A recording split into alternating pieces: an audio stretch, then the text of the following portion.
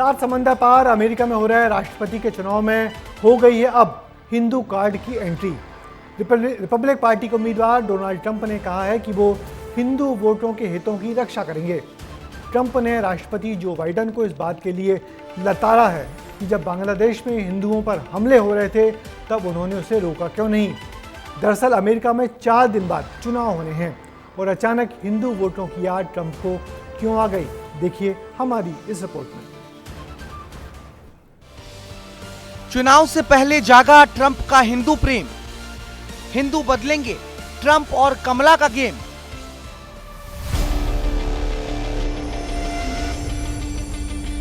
I am a big fan of Hindu and I am a big fan of India. Big fan. Bharat और America की साझेदारी के लिए even sky is not the limit. अमेरिकी राष्ट्रपति चुनाव को अब महज 4 दिन बाकी हैं। 5 नवंबर को वोटिंग होनी है। इस चुनाव पर दुनिया भर की निगाहें टिकी हुई हैं। रिपब्लिकन पार्टी से पूर्व राष्ट्रपति डोनाल्ड ट्रंप और डेमोक्रेटिक पार्टी की ओर से उपराष्ट्रपति कमला हैरिस राष्ट्रपति पद के लिए चुनाव लड़ रही हैं। दोनों कैंपेन में जोर लगा रहे हैं। क्योंकि कमला हैरिस भारतीय मूल की है तो भारत में उनके लिए जीत की दुआएं भी मांगी जा रही हैं। तेलंगाना में भारतीयों ने कमला हैरिस के लिए 11 दिन के यज्ञ का आयोजन किया है।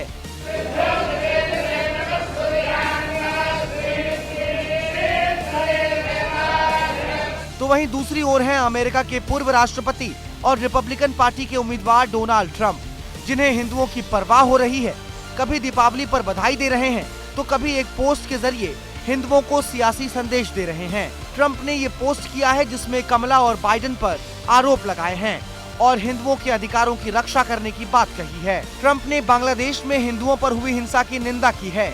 कमला और बाइडेन पर हिंदुओं को नजरअंदाज करने का आरोप लगाया है। साथ ही साथ हिंदुओं को रेडिकल लेफ्ट के धर्म विरोधी एजेंडे से रक्षा का भरोसा भी दिलाया है।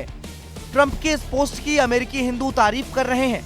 दरअसल हाल ही में हुए सर्वे में कमला हैरिस को ट्रंप पर 1% की बढ़त हासिल हुई है, जिसके बाद ट्रंप ने हिंदुओं को लेकर बड़ा दांव खेला है।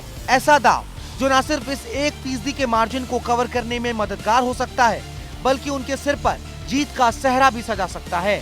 ट्रंप का ये दांव है खुद को हिंदू हितों के रक्षक के तौर पर प्रोजेक्ट करने का। ट्रंप के सोशल मीडिया पोस्ट के कई मायने हैं, क्योंकि ये पहली बार है जब किसी ने अमेरिकी हिंदू हितों पर खुलकर अपनी बात रखी है। ये पहली बार है जब किसी अमेरिकी नेता ने हिंदू विरोधी एजेंडे के विरोध का ऐलान किया है। ट्रंप ने इस पोस्ट के जरिए भारतीय अमेरिकी और हिंदू अमेरिकियों को लुभाने की कोशिश की है।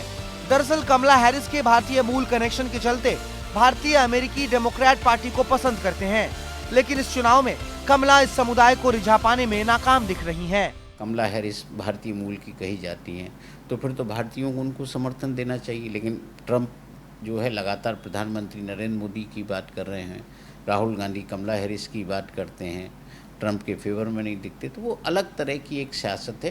पूरी दुनिया की जो स्थिति होती है वो अमेरिका की राजनीति में नज़र आती है, तो इसलिए वहाँ आपको भारतीयता दिखाई दे रही होगी, भारतीय लोग दिखाई दे रहे होंगे, हिंदुत्व की बात नहीं है।